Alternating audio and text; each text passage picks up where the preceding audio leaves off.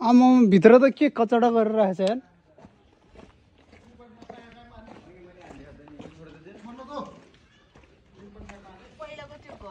अन्त नि गाह्रो मात्रै सत्य के, अरू त सबै उसके गाह्रो चाहिँ सधैँ छ।